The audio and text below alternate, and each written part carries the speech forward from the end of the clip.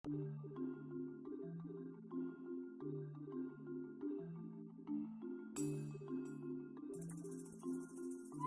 پیدا ہونے کے لیے خطرے کا ہونا ضروری نہیں.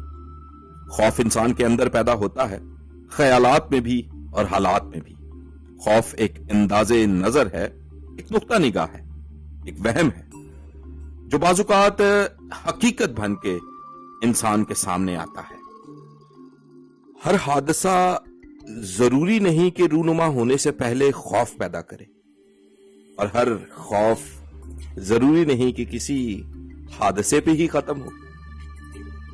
حادثہ اطلاع کے بغیر آتا ہے.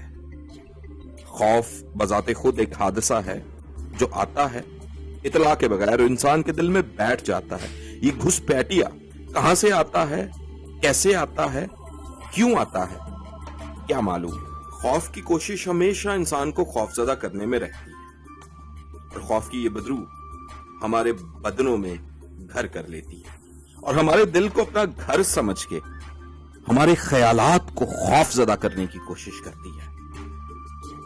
ایسے ہی اونچائی کا خوف پیدا کر دیتی ہے، گہرائی کا خوف پیدا کر دیتی ہے، ماضی کا خوف پیدا کر دیتی ہے، اور ہم اپنے مستقبل سے خوف زدہ ہونا شروع کر دیتے ہیں.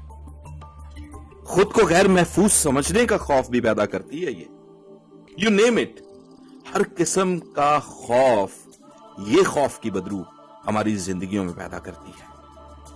نہ جانے ہمیں کون بچائے گا اس خوف زدہ کرنے والی بدرو سے. تو ملیے میرے ساتھ بائبل کے خدا سے، جو بائبل مقدس میں 365 بار کہتا ہے خوف نہ کر. خوف سے بچنے کا واحد، مناسب اور سرل طریقہ یہ ہے کہ انسان میں خدا کا خوف پیدا ہو جائے. خدا کا خوف ہر خوف سے نجات دلواتا ہے. انسان اپنے آپ کو خدا کے سپرد کر دے تو ہر قسم کا خوف ختم ہو جاتا ہے. تو پھر زندگی ہمیں خوف زدہ نہیں کر سکتی، نہ موت ہمیں خوف زدہ کر سکتی ہے، نہ امیری نہ غریبی ہمیں خوف زدہ کر سکتی ہے. ہمیں خدا کی رحمت پر بھروسہ کرنا چاہیے، کیونکہ کوئی رات ایسی نہیں جو ختم نہ ہو.